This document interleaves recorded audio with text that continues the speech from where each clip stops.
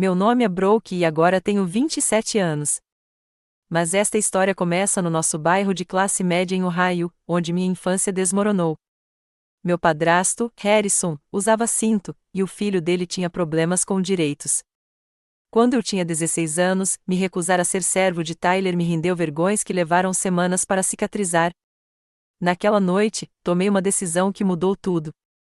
Saí com apenas $1 no bolso. O que eles não sabiam é que o abuso deles não me destruiu. Tornou-se a base de tudo que construí. Antes de eu me aprofundar em como passei de vítima de abuso a sobrevivente, deixe um comentário me contando de onde você está assistindo. Não se esqueça de se inscrever se quiser mais histórias sobre como superar adversidades e encontrar força nos seus momentos mais sombrios. Minhas memórias da infância são repletas de aconchego e segurança. Meu pai biológico, Garrett, era um homem gentil que treinava meu time de futebol e lia histórias para mim antes de dormir todas as noites, sem exceção. Lembro-me de como ele me colocava nos ombros no parque, com o riso dele se misturando ao meu enquanto perseguíamos esquilos. Ele trabalhava como engenheiro elétrico, e eu ainda guardo as pequenas placas de circuito que construímos juntos para meus projetos de ciências. Ele me chamava de a sua pequena faísca, um apelido que me fazia sentir especial e amada. Mas meu mundo desabou quando eu tinha 7 anos. Papai teve um ataque cardíaco no trabalho. Num minuto ele estava bem, no outro, ele se foi. Lembro-me do rosto da minha mãe, Stephanie, quando ela me pegou na escola naquele dia, vazio, como se alguém tivesse arrancado tudo que a tornava quem ela era.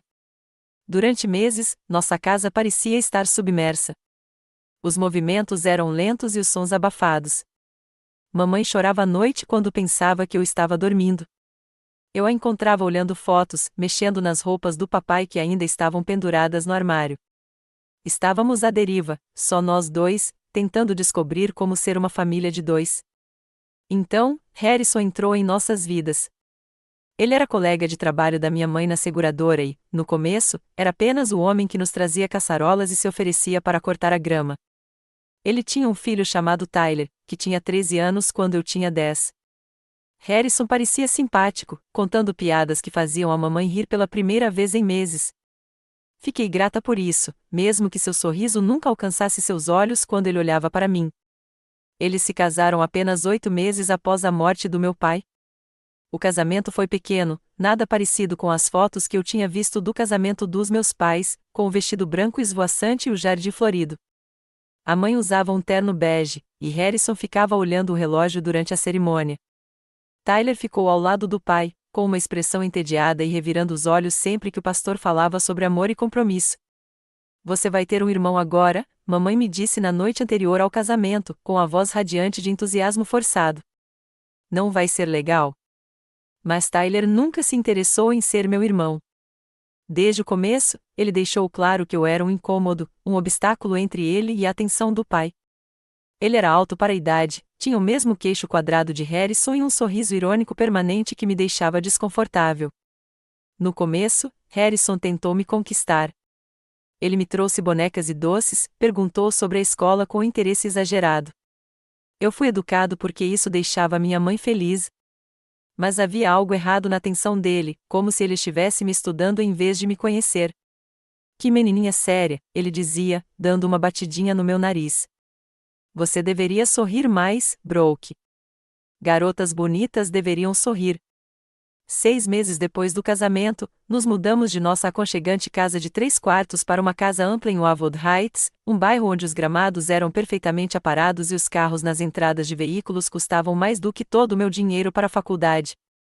Harrison disse que era para melhorar as escolas, mas eu sentia falta dos nossos antigos vizinhos e da casa na árvore que meu pai tinha construído no quintal. A nova casa tinha 5 quartos, uma piscina e uma sala de jogos que rapidamente se tornou o domínio de Tyler. Meu quarto era o menor, enfiado no final do corredor, ao lado da lavanderia. O ciclo da máquina de lavar virou minha canção de ninar. Não é incrível? Perguntou a mãe, girando na entrada com piso de mármore no dia da mudança. Harrison é tão generoso. Nunca teríamos conseguido bancar isso sozinhos. Esse foi o primeiro sinal do controle financeiro que Harrison exerceria. Nossa antiga casa havia sido quitada com o seguro de vida do papai, mas Harrison insistiu em vendê-la e depositar o dinheiro em contas às quais só ele tinha acesso. O emprego de meio período da minha mãe na seguradora passou a ser de tempo integral, passando a incluir fins de semana, mas, de alguma forma, todos os seus ganhos iam para as despesas da família, que Harrison administrava. A mudança na minha mãe foi gradual, mas inconfundível. A mulher que enfrentou minha professora da segunda série quando fui injustamente acusada de colar começou a se submeter a Harrison em tudo, desde as escolhas do jantar até às minhas atividades escolares. Ela parou de usar as cores vibrantes que amava, passando a usar os tons suaves que Harrison preferia. Seu riso, antes pleno e desinibido, tornou-se mais suave, mais cauteloso. Harrison sabe o que é melhor, tornou-se seu mantra. Ele só está cuidando da gente. Enquanto isso, o favoritismo por Tyler passou de sutil a flagrante. Enquanto eu usava roupas sensatas de liquidação de loja de departamento, Tyler comprava roupas de grife. Meu pedido de aulas de piano foi considerado muito caro. Mas, no mesmo mês, Tyler ganhou um novo console de videogame e uma moto de trilha. Nos restaurantes, Harrison pedia comida para Tyler sem perguntar o que ele queria, depois analisava minha escolha e, muitas vezes, trocava por algo mais barato. Você não precisa do bife, Brooke. O frango é mais saudável de qualquer maneira, ele dizia, enquanto Tyler pedia o que quisesse. Aos 12 anos, Tyler já tinha aprendido exatamente como manipular o pai. Um simples Ambroque foi má comigo poderia resultar na revogação dos meus privilégios, mesmo sem provas. Harrison nunca questionou as alegações de Tyler, e minhas defesas caíram em ouvidos moucos. Minha mãe, antes minha protetora feroz, tornou-se uma testemunha silenciosa. Ela me lançava olhares solidários quando Harrison não estava olhando, às vezes me dando pequenas recompensas ou privilégios que ele negava. Mas ela nunca o contradisse abertamente. Nunca se manteve firme contra seu tratamento injusto. Só tente se dar bem, ela sussurrava. Harrison nos deu tanto. Mas o que ele me deu veio com fios invisíveis, e a cada mês que passava, esses fios se apertavam em torno de nossas vidas como uma rede. Eu me sentia como uma visitante em minha própria casa, uma hóspede indesejada que havia se ausentado demais, mas não tinha para onde ir. As fotos emolduradas do meu pai, que antes pontilhavam nossa antiga casa, foram reduzidas a uma única foto pequena no meu quarto. Quando perguntei sobre as outras, minha mãe disse que estavam guardadas, mas seus olhos não conseguiam encontrar os meus quando ela disse isso. Mais tarde, encontrei-as no lixo, pois Harrison havia decidido que elas estavam nos impedindo de seguir em frente como família. Naquela noite, resgatei as fotos e as escondi debaixo do meu colchão, uma conexão secreta com a vida e o amor que eu havia perdido. Às vezes, quando a casa estava silenciosa, eu os levava para fora e contava ao meu pai sobre o meu dia, imaginando os conselhos que ele daria, como consertaria as coisas se ainda estivesse aqui. Mas ele não estava. E aos poucos, eu estava aprendendo que na casa de Harrison, eu não estava perdendo apenas a memória do meu pai. Eu estava perdendo a da minha mãe também. Quando completei 13 anos, Harrison já havia estabelecido um conjunto rígido de regras que governavam nossa casa ou, mais precisamente, me governavam. Tyler parecia isento da maioria delas, criando um contraste gritante em nosso cotidiano que se tornou impossível de ignorar. Meus dias de semana seguiam uma rotina rígida: acordar às 6 horas para ajudar a preparar o café da manhã, o que significava fazer café da manhã para todos, ir à escola, voltar para casa imediatamente para começar as tarefas, terminar o dever de casa, ajudar com o jantar, limpar a casa e estar no meu quarto às 21 horas. Fins de semana não eram para relaxar. Eram para fazer uma faxina completa na casa, lavar roupa e cuidar do jardim. Tyler, por sua vez, dormia até meio-dia nos fins de semana. Suas tarefas consistiam em ocasionalmente tirar o lixo, tarefa que ele frequentemente esquecia sem consequências. Enquanto eu esfregava banheiros, ele jogava videogame. Quando eu perguntava sobre o desequilíbrio, a resposta de Harrison era sempre a mesma: Tyler pratica esportes e precisa se concentrar no futuro. Você precisa aprender a ser responsável. A primeira vez que Harrison colocou as mãos em mim com raiva, eu tinha 12 anos. Eu acidentalmente quebrei um peso de papel de cristal em sua mesa enquanto tirava o pó. Seus dedos cravaram-se no meu braço enquanto ele me levava até o canto do seu escritório, deixando marcas de impressão digital que duraram dias. Garota desastrada, sibilou ele. Você sabe quanto isso custou? Mais tarde, quando minha mãe viu os hematomas, contei a ela o que aconteceu. Ela franziu a testa, tocou as marcas delicadamente, mas depois suspirou. Ele está muito estressado no trabalho, querida. Tente ter mais cuidado com as coisas dele. Naquela noite, ouvi-os discutindo sobre isso, a única vez em que minha mãe realmente o confrontou sobre o tratamento que ele me deu. Ela é só uma criança, Harrison. Você não pode pegá-la assim. Não me diga como disciplinar uma criança, ele retrucou. A sua permissividade parental é o motivo de ela ser tão descuidada, para começo de conversa. Na manhã seguinte, minha mãe fez minhas panquecas de mirtilo favoritas, mas não mencionou a discussão. Quando tentei falar com ela sobre Harrison, ela mudou de assunto rapidamente, com os olhos se voltando nervosamente para a porta, como se esperasse que ele aparecesse. Esses momentos de tentativa de conexão com minha mãe tornaram-se cada vez mais raros.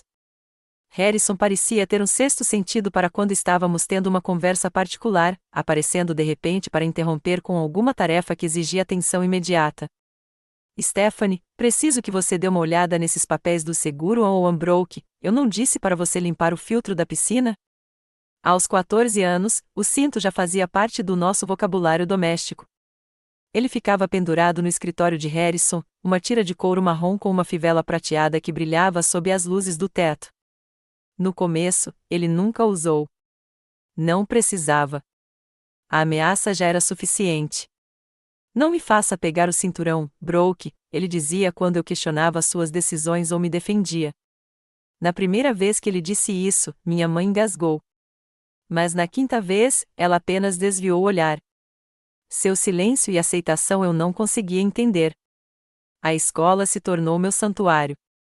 Dediquei-me aos estudos, ingressando em todos os clubes que me mantinham fora de casa até o último momento possível. Minhas notas máximas e meu desempenho acadêmico eram recebidos com indiferença por Harrison. De que adiantam notas máximas se você não tem bom senso? Ele dizia, mal olhando para o meu boletim. Enquanto isso, Tyler teve dificuldades acadêmicas, tirando notas C e D que Harrison atribuiu a professores ruins ou ao sistema escolar que não conseguia envolver os meninos ativos adequadamente. Quando Tyler foi pego colando em uma prova de matemática, Harrison invadiu a escola não para se desculpar ou assumir a responsabilidade, mas para argumentar que o professor era o culpado por tornar o material desnecessariamente complicado.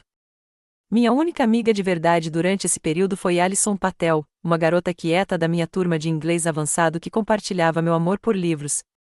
Passávamos os horários de almoço discutindo romances e poesia, criando uma pequena bolha de normalidade na minha vida cada vez mais caótica. Alison foi a primeira a notar os hematomas, a forma como eu me encolhia quando alguém tocava meu ombro ou minhas costas inesperadamente. Está tudo bem em casa? Ela perguntou um dia, enquanto caminhávamos para a aula de química. Claro, respondi rápido demais. Só desajeitado, só isso. Mas os pais de Alison, Marcos e Janete, não se deixaram enganar tão facilmente. Quando visitei a casa deles, eles notaram como eu me encolhia diante de barulhos altos, como eu pedia permissão antes de comer ou usar o banheiro. Janete, uma enfermeira pediátrica, me olhava com olhos preocupados que me confortavam e me aterrorizavam ao mesmo tempo. Eles representavam o que uma família deveria ser: amorosa, solidária, respeitosa, tornando a realidade da minha vida doméstica ainda mais dolorosa em comparação. Você pode conversar conosco sobre qualquer coisa, Marcos me disse uma vez, com seus olhos gentis fixos nos meus. Qualquer coisa. Mas eu não conseguia. A vergonha era grande demais, o medo, profundo demais. E se ninguém acreditasse em mim? E se me tirassem da minha mãe? E se as coisas piorassem? Alguns professores também tentaram entrar em contato. A senhora Lawrence, minha professora de inglês, me manteve fora da aula um dia, quando entreguei uma redação sobre prisões invisíveis. Isso é muito poderoso, Brooke, disse ela. Mas estou preocupada com o conteúdo. Tem algo que você queira falar? Balancei a cabeça, forçando um sorriso. É só escrita criativa, senhora Lawrence. Me inspirei em um papel de parede amarelo. Ela não pareceu convencida, mas não insistiu. Fiquei aliviada e decepcionada ao mesmo tempo. Uma parte de mim queria desesperadamente que alguém visse minhas mentiras, que me salvasse do que estava acontecendo, mas a maior parte estava apavorada com as consequências de falar a verdade. Meu aniversário de 16 anos passou sem comemoração. Mamãe sussurrou um feliz aniversário quando Harrison não estava por perto e me deu um cartão com $20 escondidos dentro, dinheiro que Harrison encontrou e confiscou no dia seguinte, alegando que eu precisava aprender o valor de ganhar. Uma semana depois, o aniversário de Tyler foi comemorado com uma festa suntuosa, presentes caros e um bolo que custou mais do que o nosso orçamento semanal para compras. Esperava-se que eu ajudasse a servir os amigos dele, limpasse a bagunça deles e ficasse fora do caminho, a menos que fosse necessário. Naquela noite, enquanto ouvia Tyler e seus amigos rindo lá embaixo enquanto eu esfregava a cobertura de chocolate dos balcões da cozinha, algo endureceu dentro de mim. A injustiça de tudo aquilo se cristalizou em uma compreensão fria e clara. Eu não era valorizado nesta casa. Não era amado.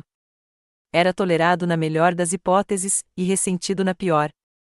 O abuso emocional era constante, os comentários depreciativos, as comparações com Tyler, o isolamento de amigos e atividades. Harrison controlava todos os aspectos da minha vida, desde as roupas que eu usava até as pessoas com quem eu falava. Meu uso do celular era monitorado, meu acesso à internet restrito. Eu estava me tornando um fantasma na minha própria vida, desaparecendo um pouco mais a cada dia sob o peso do polegar de Harrison. Mas foi o abuso físico que deixou as cicatrizes visíveis.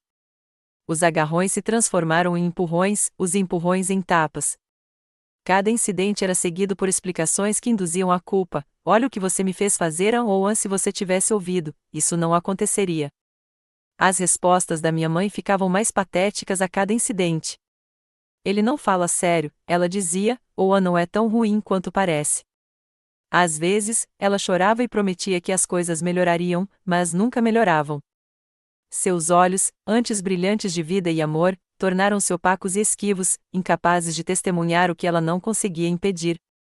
A família funcionava com base no medo, meu medo do temperamento de Harrison, o medo da minha mãe de perder a segurança financeira, até mesmo o medo de Tyler de decepcionar o pai, embora ele canalizasse isso para agressividade contra mim. Nos movíamos uns em volta dos outros como atores em uma peça terrível, dizendo falas que não escrevemos, interpretando papéis que não escolhemos. Mas o pior ainda estava por vir. E quando chegasse, tudo mudaria. O dia que finalmente me destruiu começou como qualquer outra terça-feira.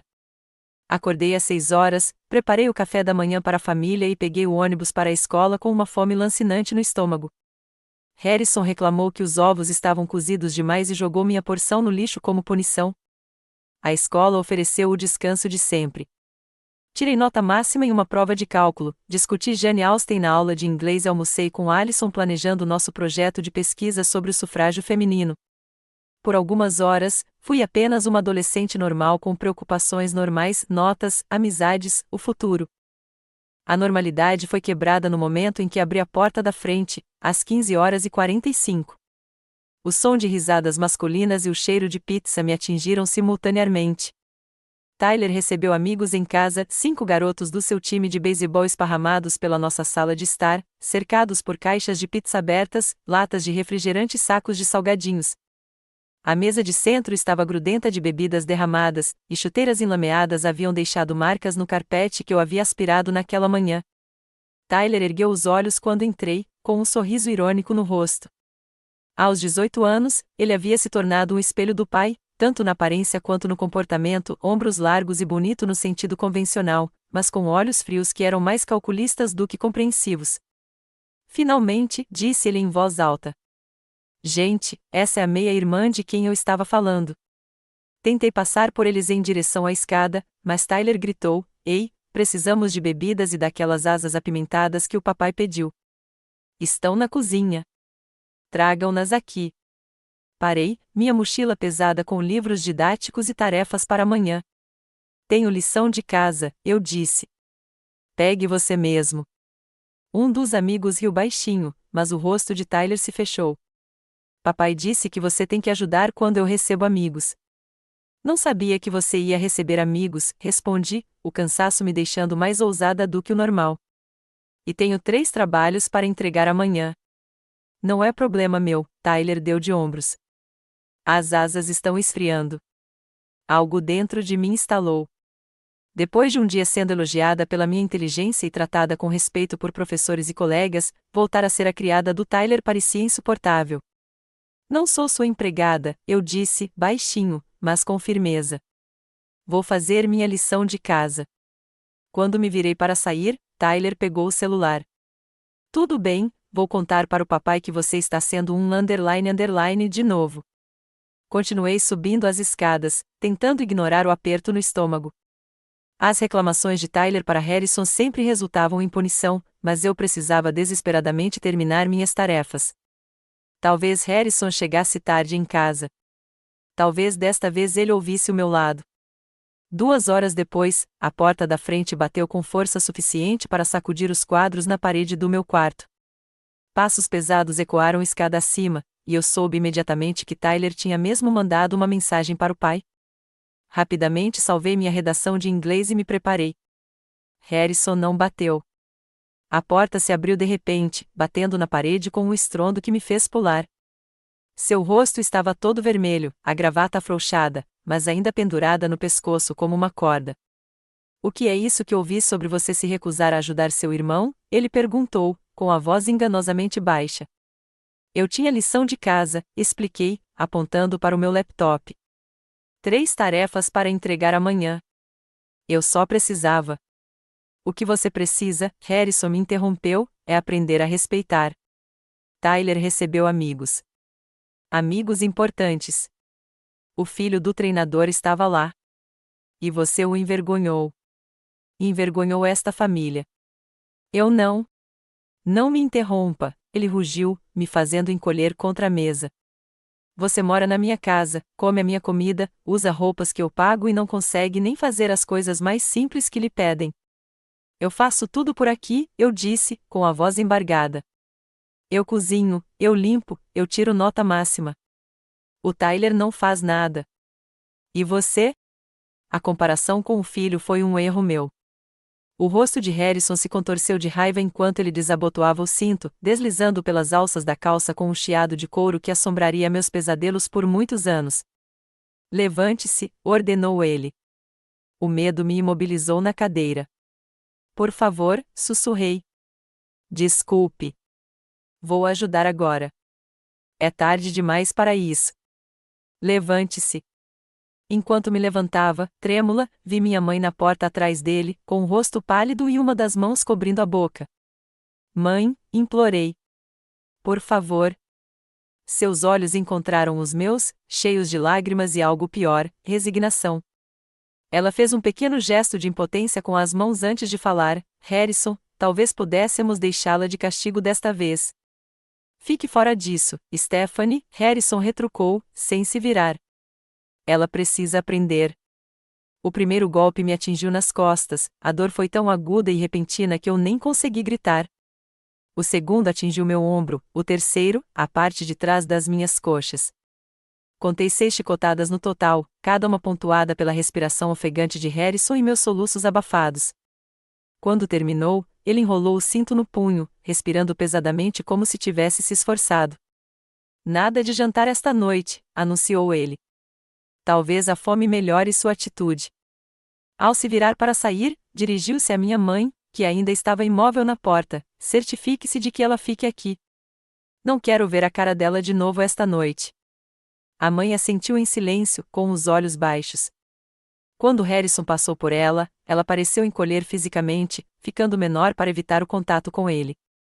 Quando ficamos sozinhos, ela finalmente entrou no meu quarto, fechando a porta suavemente atrás de si.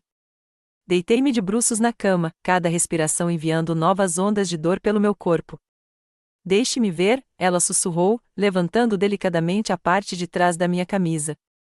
Sua inspiração rápida me disse o que eu não conseguia ver, que os vergões estavam feios, possivelmente sangrando. Vou pegar gelo, ela disse, com a voz trêmula.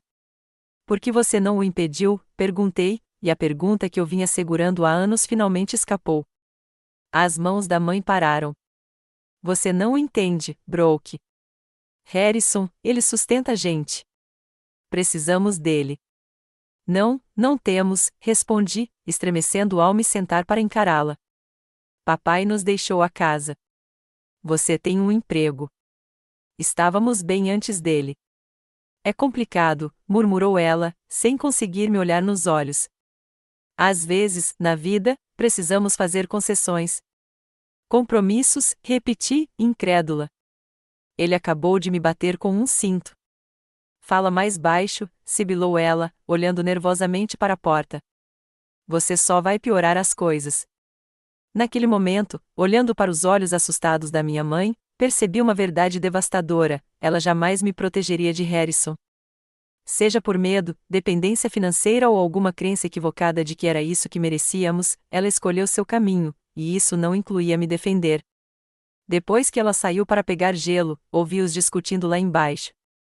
As vozes subiam e desciam, o tom suplicante da mamãe ocasionalmente interrompia o ronco mais grave de Harrison.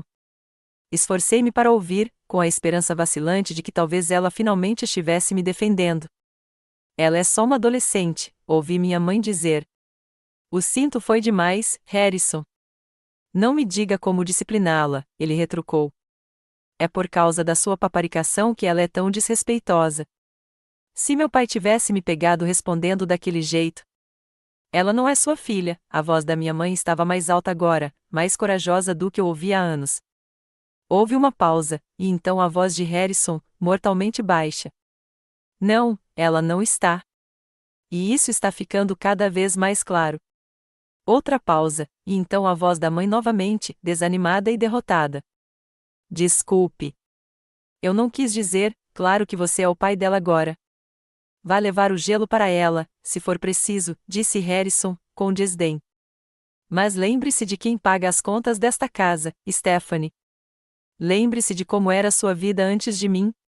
Quando minha mãe voltou com a bolsa de gelo, seus olhos estavam vermelhos e suas mãos trêmulas. Ela me ajudou a aplicá-la nos piores vergões, com um toque gentil, mas impessoal, como se fosse uma enfermeira tratando de um estranho. Vai melhorar amanhã, disse ela, a mesma coisa de sempre. Só tenta dormir um pouco. Depois que ela foi embora, fiquei deitado na escuridão, a dor no meu corpo nada comparada à agonia no meu coração. A verdade que eu vim evitando desabou com uma clareza inegável.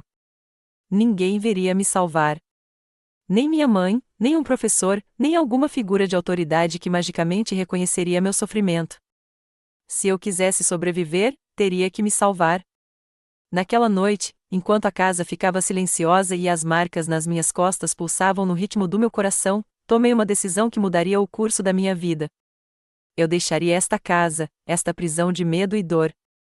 Eu encontraria uma saída, custasse o que custasse. Eu ainda não sabia como faria isso nem para onde iria. Não tinha dinheiro, recursos ou apoio. Mas enquanto eu olhava para o teto, um pensamento se cristalizou com perfeita clareza: ficar ali me destruiria. E eu me recusei a ser destruída. Nas 2 semanas seguintes, vivi uma vida dupla. Quando finalmente adormeci, meu último pensamento foi na minha mãe. Eu a estava deixando para trás nesta casa de horrores. Mas eu tinha que acreditar que ela estava fazendo a própria escolha de ficar. Aos 16 anos, minha primeira responsabilidade tinha que ser comigo mesma, uma lição que aprendi com o fracasso dela em me proteger. Amanhã, eu estaria livre, ou enfrentaria consequências piores do que qualquer outra que já vivenciei. Não havia meio termo. O bip estridente do despertador do meu relógio às 4h30 da manhã enviou uma descarga de adrenalina pelo meu corpo. Silenciei-o instantaneamente, com o coração disparado enquanto ouvia qualquer movimento na casa. Nada além dos rangidos familiares do sistema de aquecimento e do zumbido distante da geladeira quebrava o silêncio que precedia o amanhecer. Eu já estava vestido, tendo dormido com minhas roupas.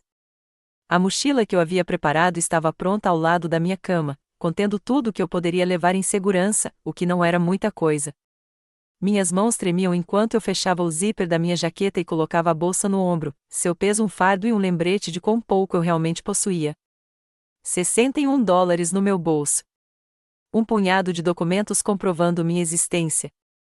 Uma fotografia de tempos mais felizes. Uma única nota de $1 que, de alguma forma, sobrevivera ao escrutínio de Harrison. O dólar que se tornaria o símbolo do meu novo começo. A ironia não passou despercebida. Depois de anos morando em uma mansão cheia de coisas caras, eu estava saindo com menos do que a maioria dos moradores de rua carregava. Mesmo assim, eu me sentia mais leve do que me sentia há anos. A expectativa da liberdade superou o medo do desconhecido. A porta do quarto se abriu com um clique suave. Harrison não se dera ao trabalho de trancá-la na noite anterior, confiante em seu controle psicológico sobre mim. Parei na porta, olhando para o quarto que fora minha cela por anos. A cama estreita com seu edredom azul desbotado, a mesa onde eu havia estudado para inúmeras provas enquanto cuidava de hematomas, a janela pela qual eu observava as estações mudarem, sonhando em escapar, não senti nada ao dizer adeus a isso. Sem nostalgia, sem arrependimento, apenas uma fria certeza de que eu estava fazendo o que precisava para sobreviver. O corredor se estendia à minha frente como um campo minado. Eu conhecia cada tábua do assoalho que rangia, cada lugar a evitar. Com a precisão de alguém que já ensaiou uma rota de fuga centenas de vezes em sua mente, percorri o corredor, passei pelo quarto de Tyler, onde seu ronco pesado oferecia proteção auditiva, e pelo quarto principal onde Harrison e minha mãe dormiam. Parei na porta deles, quase dominado por um impulso repentino de ver minha mãe uma última vez. Será que ela entenderia quando descobrisse que eu tinha ido embora? Será que ela se preocuparia? Será que finalmente enfrentaria Harrison? Ou aceitaria qualquer história que ele inventasse sobre o meu desaparecimento? No fim, continuei em frente. Não haveria despedidas chorosas, nem promessas de manter contato. Quebras limpas cicatrizam mais rápido, e eu precisava me curar. A escada era mais complicada. Cada passo dado com cuidado na borda externa, onde a madeira tinha menos probabilidade de protestar sob o meu peso. Lá embaixo, calcei os tênis que havia deixado perto da porta na noite anterior, pronto para uma saída rápida. A fechadura girou com um som que pareceu estrondoso na casa silenciosa. Fiquei paralisado, esperando gritos ou passos, mas nenhum veio. Com um último empurrão, eu estava lá fora, o ar fresco da primavera batendo no meu rosto como um batismo. Liberdade. Eu não corri. Correr atrairia atenção naquele bairro suburbano sonolento. Em vez disso, caminhei com determinação em direção à estrada principal, lutando contra a vontade de olhar para trás, para a casa que nunca tinha sido um lar. Só quando virei a esquina, fora da vista das janelas de Harrison, me permiti acelerar o passo. O ponto de ônibus ficava a 1,5 km de distância, perto do shopping center nos limites do nosso bairro. As ruas estavam vazias àquela hora, com alguns carros passando e motoristas que mal olhavam para a adolescente que caminhava sozinha. Em Wildwood Heights, as aparências eram tudo, e ninguém queria reconhecer nada que pudesse perturbar a perfeita fachada suburbana. Cheguei ao ponto de ônibus às 5h05, 10 minutos antes do horário previsto para a chegada do primeiro ônibus para o centro da cidade. Meu único dólar, o último dinheiro para emergências, pagaria a primeira parte da minha viagem. Do centro da cidade, eu usaria parte do dinheiro de Allison para comprar uma passagem para Cincinnati, onde o programa para jovens me aguardava. O ônibus chegou pontualmente, com seus faróis cortando a névoa da manhã. As portas se abriram com um chiado, revelando um motorista de meia-idade, com olhos gentis e barba grisalha. Começou cedo, hein? Comentou ele enquanto eu depositava meu dólar na caixa de pagamento. Novo emprego, menti, com as palavras presas na minha garganta seca. Ele assentiu, aceitando sem questionar, e eu me dirigi a um assento perto do meio do ônibus quase vazio. Ao nos afastarmos do meio-fio, uma onda de alívio vertiginoso me invadiu. Eu tinha conseguido. Eu tinha realmente escapado. Mas o alívio foi rapidamente amenizado pela realidade do que me esperava. Eu tinha 16 anos, estava sozinha e mal tinha dinheiro para uma semana de comida. Eu não tinha telefone, nem como entrar em contato com ninguém, nem para onde ir se o programa de Cincinnati não me aceitasse. Eu estava apostando tudo em um recurso sobre o qual só tinha lido online. O ônibus avançou pela cidade que despertava, passando dos subúrbios bem cuidados para áreas com moradias mais diversificadas e, depois, para o distrito comercial com seus prédios de escritórios e restaurantes. A cada quilômetro, o alcance de Harrison parecia diminuir, sua sombra sobre mim cada vez mais tênue. O motorista, Carlos, de acordo com seu crachá, não parava de me olhar pelo retrovisor. Quando chegamos ao centro, ele me chamou antes que eu pudesse sair. E aí, garoto? Tem certeza de que está tudo bem? Precisa que eu chame alguém para você? A preocupação dele me pegou de surpresa. Como ele sabia? Eu parecia tão desesperada? Tão obviamente como uma fugitiva? Estou bem, eu disse, forçando um sorriso. Obrigada. Carlos não pareceu convencido. Escute, se precisar de ajuda, bem, minha irmã administra um abrigo para mulheres na Maple. Diga a ela que foi o Carlos quem te enviou. Assenti, com a garganta apertada de uma emoção inesperada diante daquela pequena gentileza de um estranho. Obrigada, consegui dizer antes de descer do ônibus. O centro da cidade estava apenas acordando, cafeterias abrindo suas portas, passageiros madrugadores correndo em direção aos prédios de escritórios. Encontrei a estação Greyhound facilmente, seu interior sombrio contrastando fortemente com os arranha-céus reluzentes ao redor. Uma passagem só de ida para Cincinnati custava $35, deixando-me com $25 para alimentação e emergências. O ônibus só sairia às 7h30, o que me daria quase 2 horas de espera, 2 horas durante as quais Harrison poderia descobrir minha ausência e começar a procurar. Passei essas horas em vigilância constante, pulando em cada policial ou segurança que entrava na delegacia, esperando que Harrison aparecesse a qualquer momento. Comprei um boné de beisebol barato em uma loja de souvenirs no terminal e coloquei meu cabelo embaixo dele, um disfarce patético, mas que me deu alguma sensação de segurança. O ônibus para Cincinnati estava pela metade, a maioria com pessoas reservadas. Sentei-me na janela, perto do fundo, observando a paisagem de Ohio passar com uma mistura de medo e esperança. Ao meio-dia, estávamos chegando ao posto Greyhound de Cincinnati, e eu estava oficialmente mais longe de casa do que jamais estivera sozinho. Encontrar o centro juvenil foi mais desafiador do que o esperado. O endereço que eu havia memorizado me levou a um prédio indefinido em um bairro com propriedades comerciais e residenciais mistas. Uma placa simples dizia serviços para jovens New Beginnings, sem nenhuma indicação se eles ofereciam o programa habitacional sobre o qual eu havia lido. Sem outras opções, empurrei a porta da frente para uma pequena área de recepção, onde uma mulher de 40 e poucos anos levantou os olhos de um computador. Posso ajudar? Perguntou ela, com uma expressão neutra, mas não hostil. Eu preciso de um lugar para ficar, eu disse, sentindo a realidade da minha situação de repente me atingir com força. Li sobre o seu programa de 6 meses online. Seu olhar se aguçou, observando minha mochila, minha expressão ansiosa, o hematoma que começava a sumir no meu pulso, onde a manga da camisa tinha subido. Quantos anos você tem, querida? 16. Alguma identificação? Assenti, pegando minha identidade escolar e certidão de nascimento com as mãos trêmulas. Brooke Wilson, ela leu. De Oakwood Heights. Fica bem longe daqui. Não posso voltar para lá, eu disse simplesmente.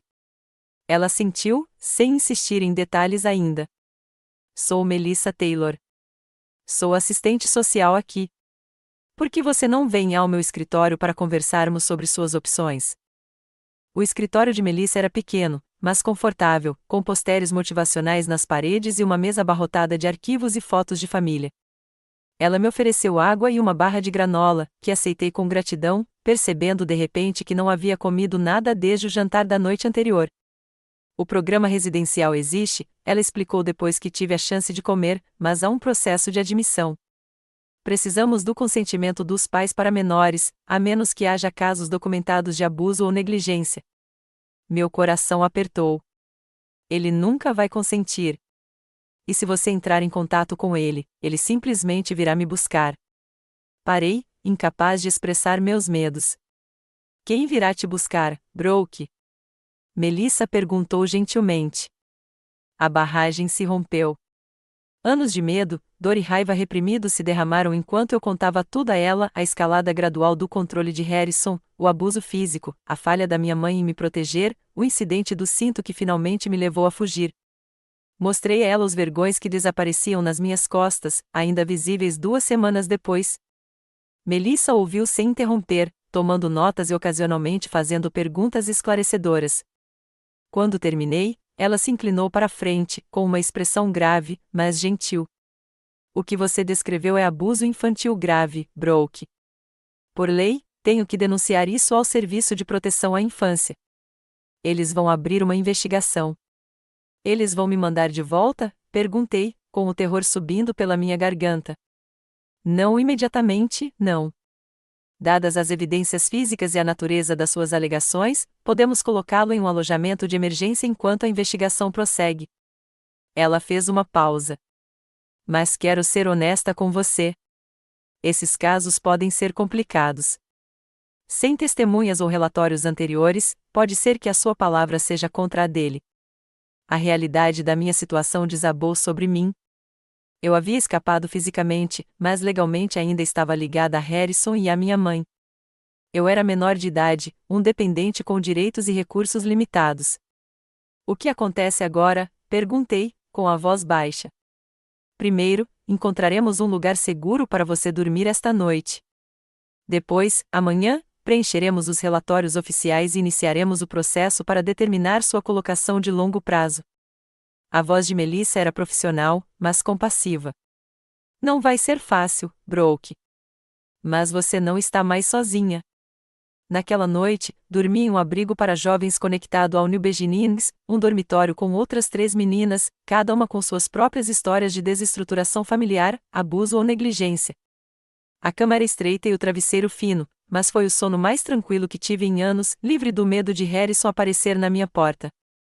Na manhã seguinte, deu-se início à máquina burocrática que dominaria a minha vida por meses. Melissa me ajudou a registrar um relatório detalhado no Serviço de Proteção à Infância, documentando o abuso que eu havia sofrido. Seguiu-se um boletim de ocorrência, com fotos dos meus ferimentos em processo de cura. Um exame médico confirmou cicatrizes antigas, consistentes com meu relato de abuso físico de longa data. Depois veio a espera. O serviço social contatou Harrison e minha mãe, que reagiram exatamente como eu temia. Eles negaram tudo, alegando que eu era um adolescente problemático que havia fugido após ser disciplinado por comportamento cada vez mais rebelde.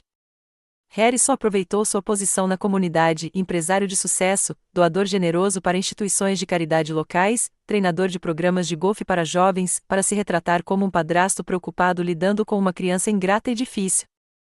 Tyler forneceu uma declaração apoiando a versão dos eventos de seu pai, alegando que nunca havia testemunhado nenhum abuso e que eu sempre inventava histórias para chamar atenção. Vários amigos e colegas de trabalho de Harrison elogiaram seu caráter, descrevendo-o como rigoroso, porém justo. A reação da minha mãe foi a mais dolorosa. Em seu depoimento, ela reconheceu que Harrison ocasionalmente usava castigos corporais, mas insistiu que nunca foram abusivos. Ela me descreveu como emocionalmente estável desde a morte do meu pai, propensa a exageros e manipulação. Ela me implorou para parar com essas mentiras e voltar para casa. Sem documentação prévia, sem visitas ao hospital, sem boletins de ocorrência, sem registros do orientador escolar, a investigação estagnou em um impasse frustrante. Ela disse.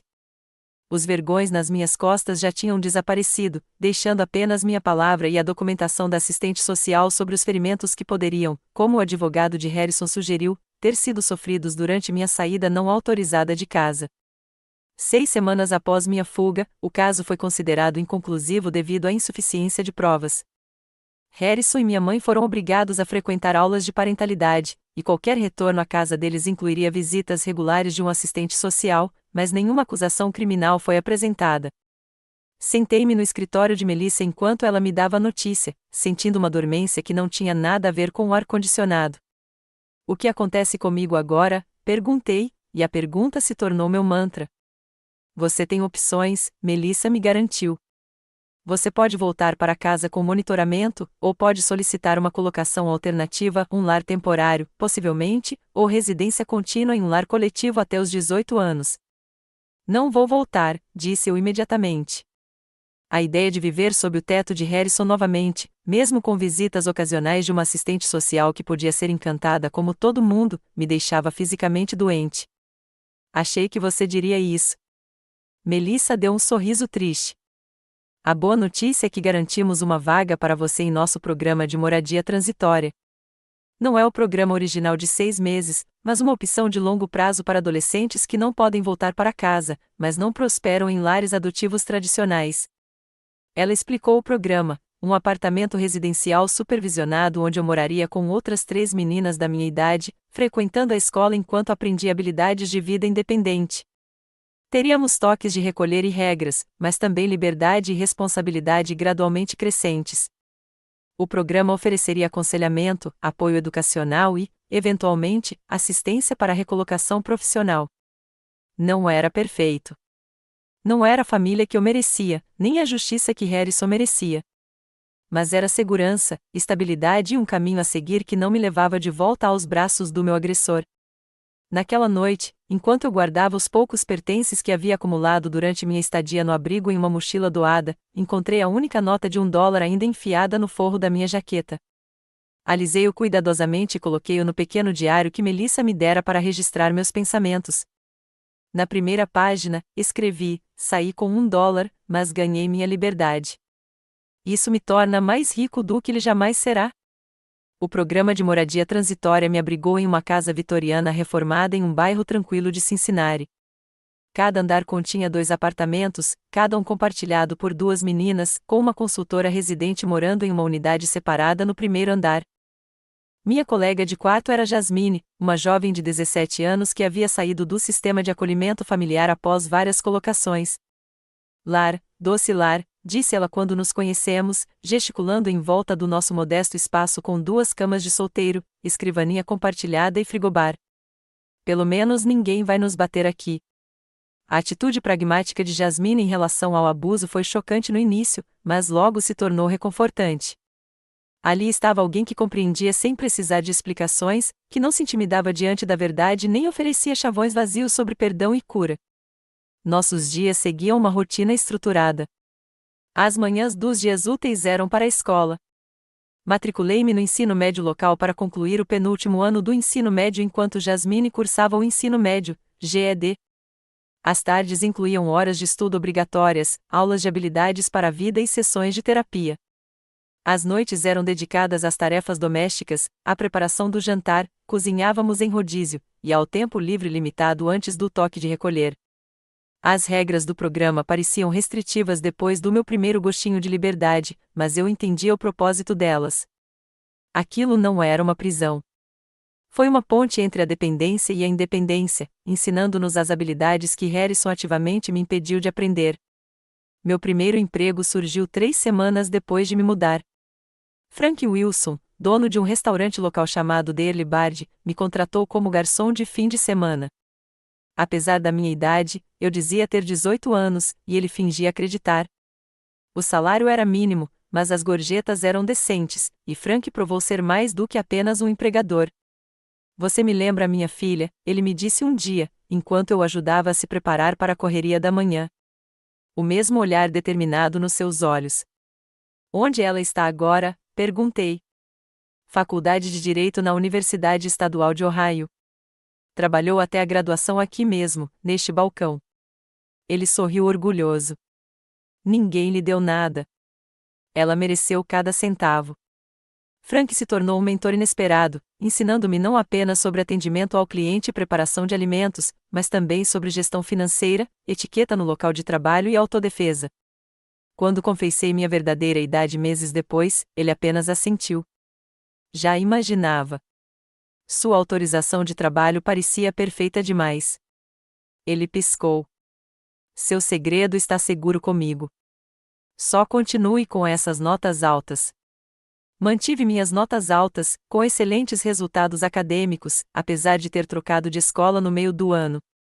Meu novo orientador escolar, observando minhas notas histórico-escolar, me incentivou a considerar a faculdade, algo que Harrison sempre descartou como desnecessário para mim, embora já tivesse escolhido universidades de prestígio para Tyler. Enquanto isso, as consequências legais da minha saída continuavam a se desenrolar. Harrison e minha mãe foram obrigados a participar de sessões de aconselhamento familiar, às quais eu tecnicamente deveria participar. Recusei, exercendo meu direito de recusar os esforços de reunificação. As exigências iniciais de Harrison para que eu voltasse para casa diminuíram gradualmente à medida que ele percebeu que o escrutínio continuaria enquanto ele insistisse no assunto.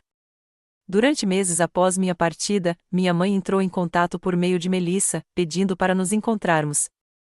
Contra minha vontade, concordei com uma visita supervisionada ao centro juvenil. Ela parecia menor, mais magra, com novas linhas ao redor dos olhos e da boca. Ela chorou quando me viu, me oferecendo um abraço que eu não conseguia me obrigar a dar.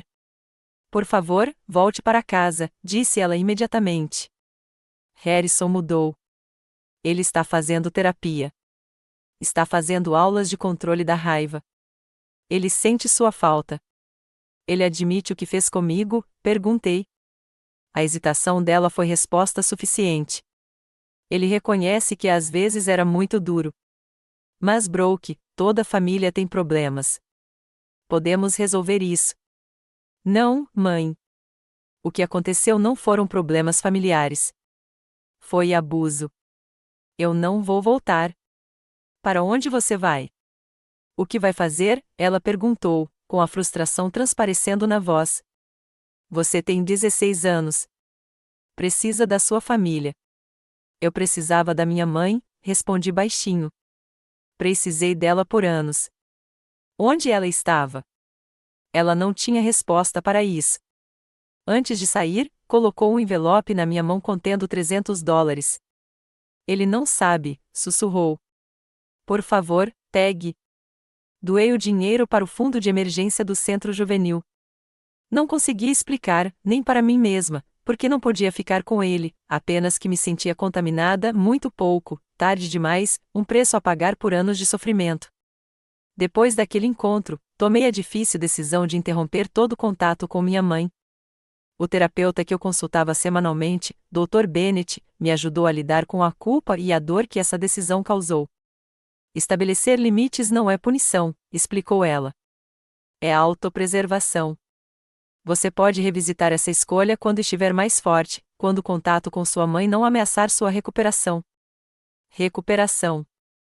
Uma palavra tão clínica para o processo confuso e não linear de reconstrução de um eu que havia sido sistematicamente desmantelado. Alguns dias trouxeram progresso, uma boa nota, um elogio de um cliente, um momento de risada genuína com Jasmine. Outros dias trouxeram flashbacks, ataques de pânico, pesadelos que me deixaram ofegante e encharcado de suor. Durante todo esse tempo, continuei trabalhando, economizando e estudando. Frank aumentou minha carga horária durante as férias de verão, o que me permitiu abrir uma modesta conta poupança. Eu abri sem um avalista adulto, graças a um programa especial de uma cooperativa de crédito local em parceria com o Centro Juvenil. Meu primeiro ano do ensino médio terminou com notas máximas e o reconhecimento da diretora por superar desafios pessoais significativos. Meu último ano começou com um novo foco: inscrições para faculdades e redações para bolsas de estudo. Cada momento livre que não era gasto trabalhando ou estudando era dedicado a pesquisar opções de auxílio financeiro e escrever declarações pessoais que, de alguma forma, tinham que traduzir minhas experiências em algo que os comitês de admissão pudessem avaliar. A faculdade comunitária local ofereceu uma sessão informativa em nossa escola, e me senti atraído pela abordagem prática e pelo preço acessível. O orientador de admissões, Dr. Rivera, demonstrou um interesse especial pela minha situação. Você é exatamente o tipo de aluno que estamos procurando, ela me disse depois de revisar meu histórico escolar. Determinado, resiliente, academicamente forte. Vamos falar sobre bolsas de estudo. Com a orientação do Dr. Rivera, candidatei-me a todas as bolsas e auxílios disponíveis, programas estaduais para estudantes independentes, fundações privadas que apoiam jovens que passaram por traumas e prêmios de mérito acadêmico. O processo foi exaustivo, exigindo documentação da minha independência, cartas de assistentes sociais e professores, além de intermináveis ensaios sobre como superar adversidades. Na primavera, eu já havia conseguido auxílio financeiro suficiente para pagar a mensalidade e os livros do Cincinnati Community College para obter um diploma de associado em administração de empresas. Eu ainda precisaria trabalhar, mas o caminho a seguir era claro e alcançável. À medida que meu aniversário de 18 anos se aproximava, trazendo consigo a maioridade legal e o fim da minha elegibilidade para o programa de moradia transitória, enfrentei novos desafios. Onde eu moraria? Como conciliaria o trabalho em tempo integral, a escola em tempo integral e a sobrevivência básica? O Centro Juvenil ofereceu um trampolim. Os formandos do programa de transição podiam se candidatar a apartamentos subsidiados com aumento gradual do aluguel ao longo de 2 anos. Eu me qualifiquei com base no meu histórico profissional e nos meus planos educacionais, garantindo um pequeno apartamento-estúdio que seria meu primeiro lar verdadeiramente independente. O dia da mudança chegou exatamente 1 ano depois da minha fuga da casa de Harrison. Meus pertences ainda cabiam em 2 mochilas, mas agora incluíam livros didáticos, uniformes de trabalho e pequenos confortos comprados com meu próprio dinheiro, um cobertor macio, uma luminária de leitura, um conjunto de pratos do brechó. Melissa me ajudou na mudança, seu carro mal acomodava meus escassos pertences. Enquanto carregávamos a última mala, subindo 3 lances de escada até o meu apartamento, ela parou na porta. Sabe, a maioria das crianças que passa pelo nosso programa precisa de anos para chegar onde você está agora, disse ela. Nunca vi ninguém tão determinado. Tive uma boa ajuda, respondi, pensando em Frank, no Dr. Rivera, no Dr. Bennett e na própria Melissa, os adultos que me mostraram o que realmente é um apoio saudável. Você fez o trabalho, Brooke. Assuma isso. A faculdade começou e, com ela, um novo ritmo para os meus dias, aulas pela manhã, turnos à tarde no Daily Bard, sessões de estudo à noite na biblioteca para economizar energia elétrica no meu apartamento. Os fins de semana traziam turnos de trabalho mais longos e lavanderia nas máquinas operadas com moedas do prédio. Era exaustivo, mas tinha um propósito. Cada dia me afastava mais do controle de Harrison e me aproximava mais do futuro que eu estava construindo para mim. No meu segundo semestre, encontrei uma vaga no quadro de avisos da faculdade para assistente de marketing em uma empresa local. A vaga oferecia um salário melhor do que o do restaurante e tinha potencial relevância para meus estudos de negócios. Com a aprovação relutante de Frank e um currículo que enfatizava minhas habilidades organizacionais e ética de trabalho, em vez da minha experiência limitada, me candidatei. Para minha surpresa, fui chamada para uma entrevista.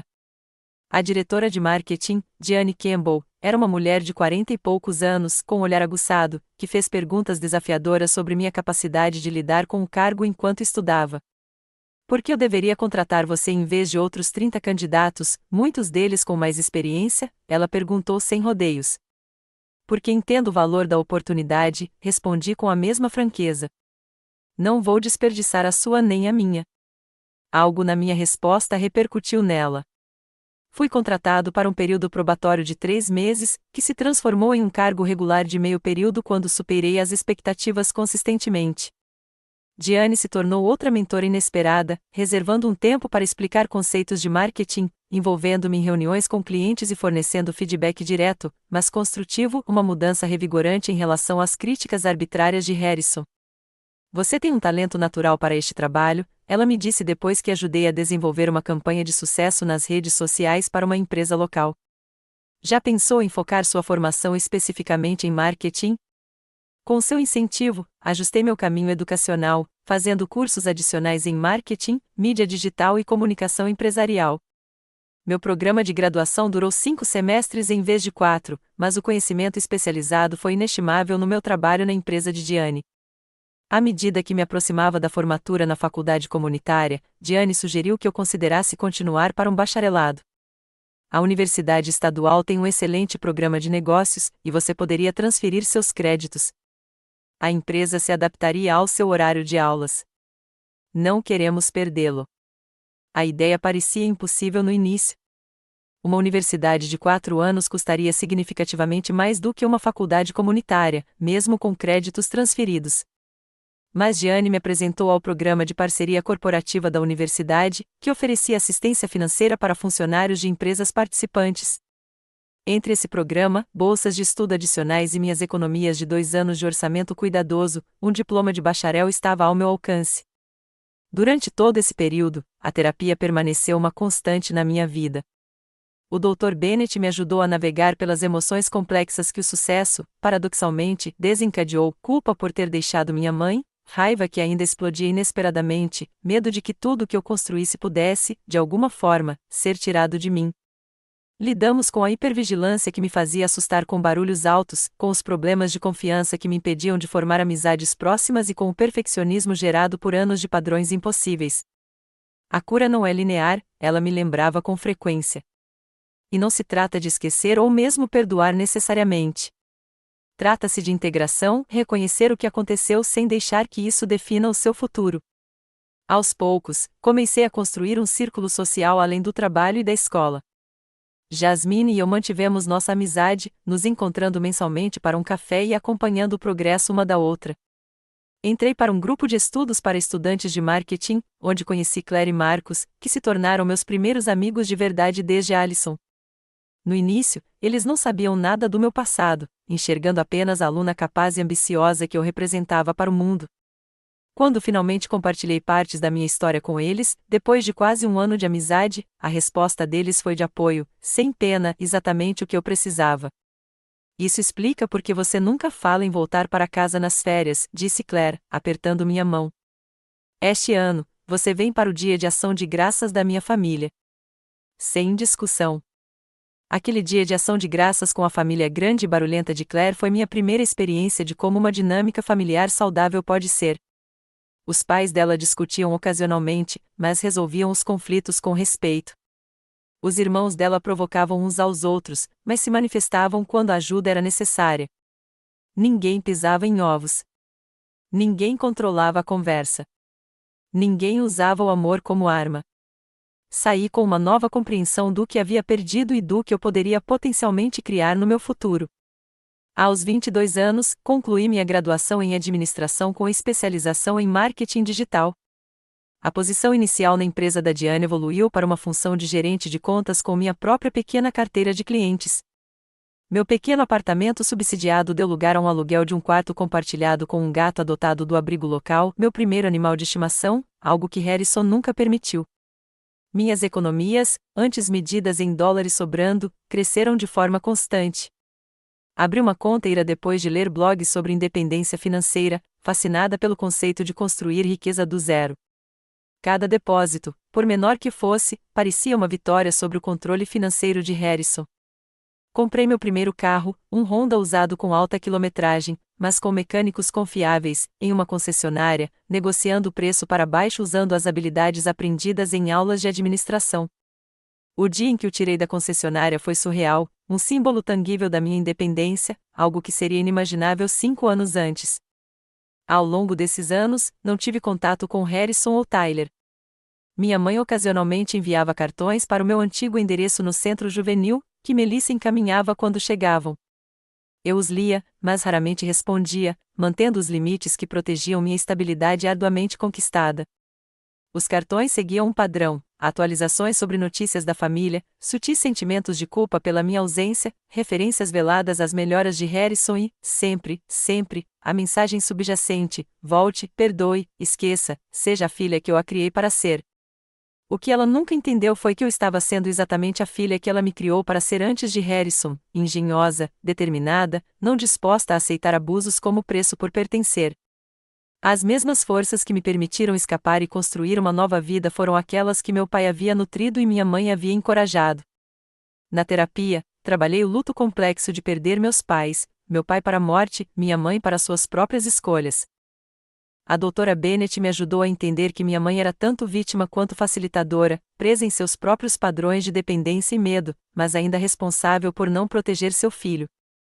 Você pode reconhecer as limitações dela sem desculpar suas ações, explicou a doutora Bennett.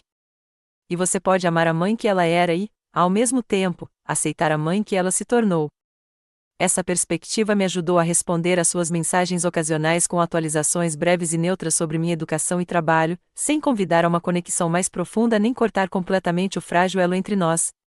Foi um compromisso entre a filha que ainda amava a mãe e a mulher que precisava se proteger.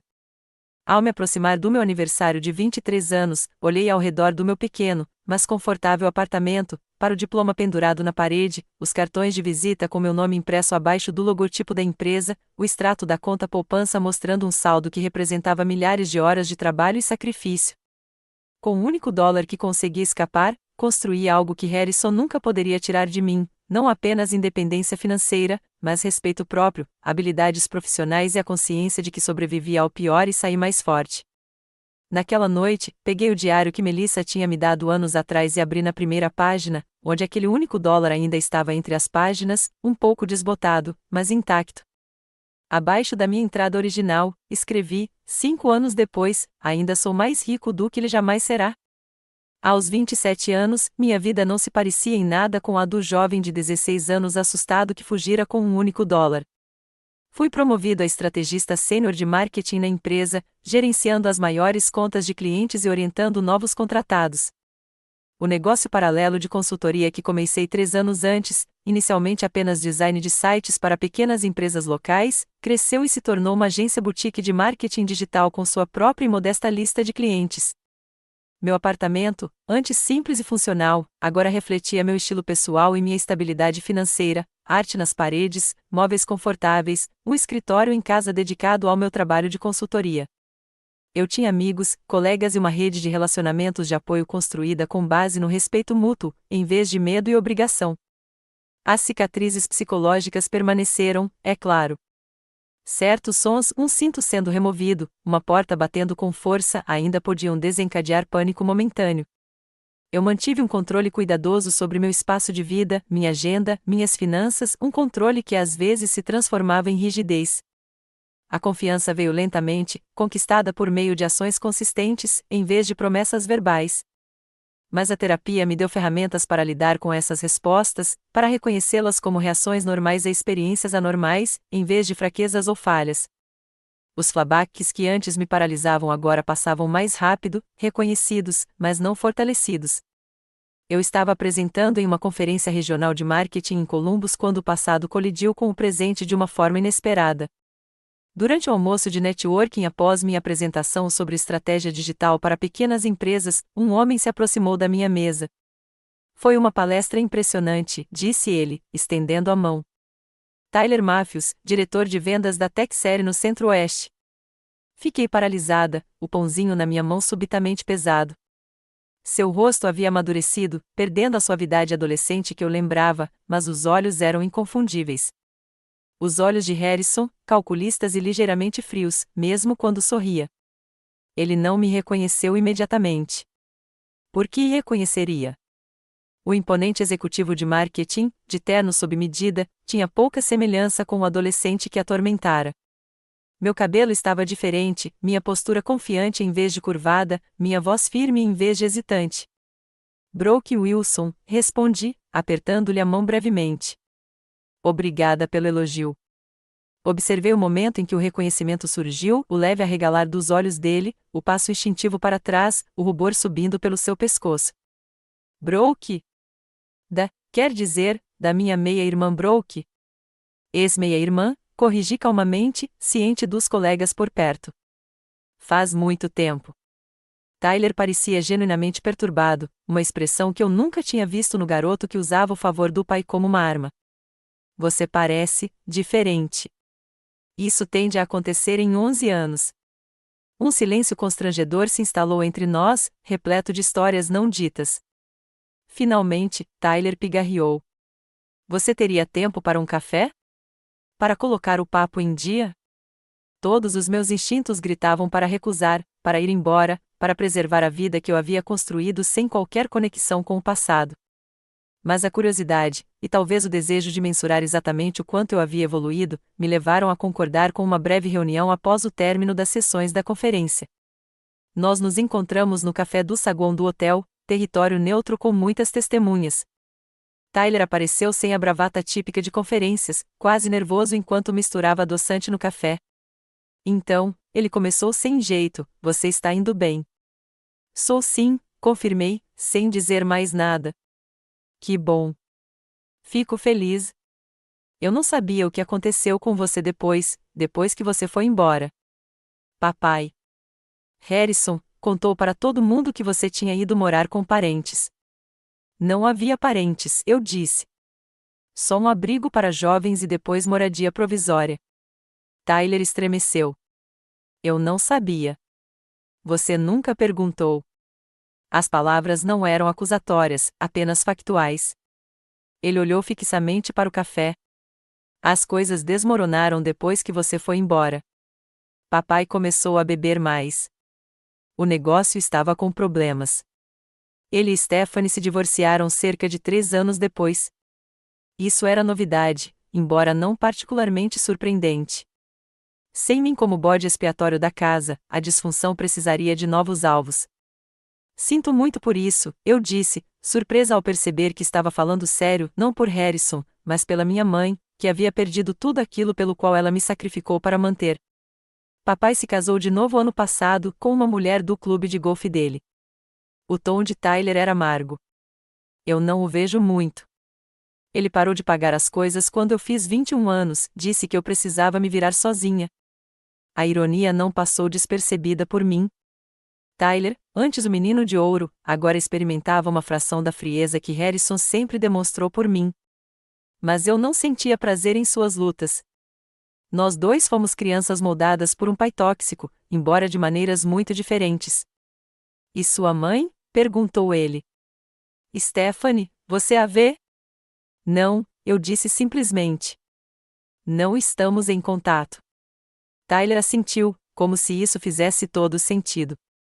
Ela tentou me ligar algumas vezes depois do divórcio, mas não sei. Foi estranho. Ela não era realmente minha mãe, sabe? Eu sabia. Ela também não tinha sido minha mãe de verdade, não depois que Harrison entrou em nossas vidas. Escute, disse Tyler de repente, inclinando-se para a frente. O que aconteceu naquela época, o jeito como o papai te tratou, o jeito como eu te tratei, não foi certo. Eu sei disso agora. Eu deveria ter dito alguma coisa, feito alguma coisa. O reconhecimento, ainda que tardio, tocou em algo que eu não esperava, não exatamente um perdão, mas uma pequena liberação de tensão que eu não sabia que ainda carregava. Você também era criança, eu disse finalmente. Uma criança privilegiada e cheia de direitos, mas ainda assim uma criança naquela casa. Você gostaria de se reconectar com eles? Perguntou Tyler. Eu poderia te dar o contato deles. Papai se acalmou bastante desde o ataque cardíaco do ano passado. Não, respondi sem hesitar. Construí minha vida sem eles. Pretendo mantê-la assim? Tyler assentiu, aceitando esse limite sem discutir, talvez a primeira vez que ele respeitou meus desejos. Enquanto nos preparávamos para sair, ele me entregou seu cartão de visita. Se você mudar de ideia ou só quiser conversar, bem, aqui estão minhas informações. Peguei o cartão por educação, sabendo que jamais o usaria. Essa breve intersecção entre passado e presente foi um desfecho suficiente, ver Tyler lutando no mundo real sem a proteção constante de Harrison, enquanto eu prosperava apesar da oposição constante de Harrison. Mas o encontro me levou a reconsiderar uma porta fechada. Uma semana depois de voltar da conferência, entrei em contato com Melissa, que ainda trabalhava no centro juvenil, perguntando se ela tinha informações atualizadas sobre minha mãe. 3 dias depois, sentei-me num café tranquilo a 30 minutos do meu apartamento, esperando pela mulher que eu não via há quase 8 anos. Ela chegou pontualmente, com os cabelos grisalhos nas têmporas e o rosto marcado por rugas, mas ainda reconhecível. Ela usava um vestido simples e poucas joias, nenhum sinal das roupas de grife que Harrison insistiu em usar durante o casamento. Brooke, ela sussurrou, parando a poucos metros da mesa. Você está linda. Tão adulta. Olá, mãe, eu disse, levantando-me para aceitar o abraço breve e desajeitado que ela me ofereceu. Obrigada por vir. Entramos em uma conversa cautelosa, atualizações superficiais sobre seu trabalho em uma biblioteca local, minha carreira em marketing, tópicos neutros que evitavam cuidadosamente as feridas mais profundas entre nós. Por fim, ela estendeu a mão sobre a mesa, seus dedos parando quase tocando os meus. Desculpe, Brooke, por tudo. Por não te proteger, por escolher ele em vez de você. Por ser fraca demais para enfrentá-lo. Eu estava com tanto medo de ficar sozinha novamente depois que seu pai morreu que eu tomei decisões terríveis. O pedido de desculpas dela era tudo o que eu precisava desesperadamente ouvir. Mas as palavras chegaram anos tarde demais, depois que eu já havia curado as feridas mais profundas sem a ajuda dela. Por que você não o deixou depois que eu fui embora? Perguntei. Você devia saber que eu estava falando a verdade sobre como ele me tratou. Ela olhou para as mãos, girando um anel de prata simples que substituíra sua aliança de casamento. Eu sabia. Eu sempre soube. Mas, naquela época, eu não tinha mais nada, nem dinheiro próprio, nem carreira para me apoiar, nem apoio familiar. Harrison controlava tudo. Levei mais 3 anos para criar coragem de pedir o divórcio. E mesmo assim, saí sem quase nada. Saí com $1, eu disse calmamente, e fiz funcionar. Ela se encolheu diante da comparação. Você sempre foi mais forte do que eu, igual ao seu pai nesse sentido. Conversamos por quase 2 horas, cuidadosos e comedidos, nenhum de nós disposto a transpor completamente o abismo que nos separava. Ela perguntou sobre a minha vida, aparentemente genuinamente orgulhosa do que eu havia conquistado. Perguntei sobre seu novo apartamento, seu trabalho, sua lenta reconstrução de independência. Quando nos despedimos, ela perguntou se poderíamos nos encontrar novamente algum dia. Concordei em fazer contato ocasional, cartões de Natal, talvez um almoço a cada poucos meses, mas deixei claro que não estava pronto para mais. Ela aceitou esses limites com um sorriso triste, entendendo que era mais do que ela merecia, mas menos do que ela esperava. Eu nunca deixei de te amar, disse ela à porta. Mesmo quando falhei completamente, eu te amei. Eu sei, respondi, porque sabia mesmo. Amor sem proteção, sem ação, sem coragem não era suficiente. Mas ele existia em sua forma imperfeita. Aquele encontro encerrou um capítulo da minha vida. Eu havia enfrentado meu passado, falado a minha verdade e saído intacta. A menina assustada que fugiu com $1 havia se tornado uma mulher capaz de estabelecer limites, falar verdades dolorosas e fazer escolhas baseadas no respeito próprio, em vez do medo. Nos anos seguintes, continuei construindo minha carreira e minha vida pessoal. O negócio de consultoria cresceu o suficiente para se tornar meu foco principal, o que me permitiu deixar a empresa de marketing em bons termos. Comprei um pequeno apartamento, tendo apenas meu nome na hipoteca, uma conquista que ainda me enche de orgulho silencioso. Mantenho contato limitado com minha mãe por meio de almoços ocasionais e cartões de Natal, um relacionamento que provavelmente nunca será próximo, mas que encontrou sua própria distância respeitosa. Nunca mais vi Harrison, nem desejo ver. Tyler enviou um cartão de Natal no primeiro ano após nosso encontro, mas não entrou em contato desde então, um reconhecimento mútuo de que nossa conexão pertencia ao passado. As lições da minha jornada moldaram cada aspecto de quem sou hoje. Aprendi que segurança e dignidade são direitos inegociáveis, não privilégios a serem conquistados ou retirados. Descobri que às vezes a família é escolhida em vez de Nata, como Frank, do restaurante, que ainda liga mensalmente para saber como está sua ex-garçonete favorita, ou Melissa, do centro juvenil, que compareceu à minha formatura na faculdade com lágrimas de orgulho. Aprendi que riqueza não é medida em roupas de grife ou casas caras, mas em liberdade, autodeterminação e na capacidade de dormir em paz, sem medo. Aquele único dólar com o qual escapei não representava pobreza, mas possibilidade, o primeiro passo para construir uma vida nos meus próprios termos. Talvez o mais importante seja que aprendi que o trauma não define você, a menos que você permita. O abuso que sofri sempre fará parte da minha história, mas é o capítulo ao qual sobrevivi, não o que estou vivendo atualmente. Hoje, sou voluntário no mesmo centro juvenil que um dia me abrigou, compartilhando minha experiência com adolescentes que enfrentam circunstâncias semelhantes. Criei um pequeno fundo de bolsas de estudo para sobreviventes de violência doméstica que buscam educação superior. Cada contemplado recebe seu prêmio em um envelope contendo uma única nota de $1 junto com o cheque, um símbolo da jornada da sobrevivência ao sucesso. Quando os adolescentes do programa me perguntam como consegui sobreviver, eu digo a verdade: um dia de cada vez, uma decisão de cada vez, $1 de cada vez. Eu digo a eles que partir sem nada além da dignidade intacta ainda é partir com tudo o que importa. Se você está assistindo a isso e se encontra em uma situação em que alguém que deveria amá-lo está lhe machucando, saiba que há vida, uma vida rica, plena e alegre, do outro lado dessa porta. A jornada não será fácil, mas a liberdade vale cada passo difícil. Comecei com apenas $1 e a determinação de construir algo melhor. O que você poderia construir com sua coragem e resiliência? Adoraria saber sua opinião nos comentários abaixo. Se minha história repercutiu em você, inscreva-se neste canal para mais conversas sobre como superar adversidades e encontrar força em lugares inesperados. Obrigado por ouvir e lembre-se, às vezes, as jornadas mais ricas começam com quase nada.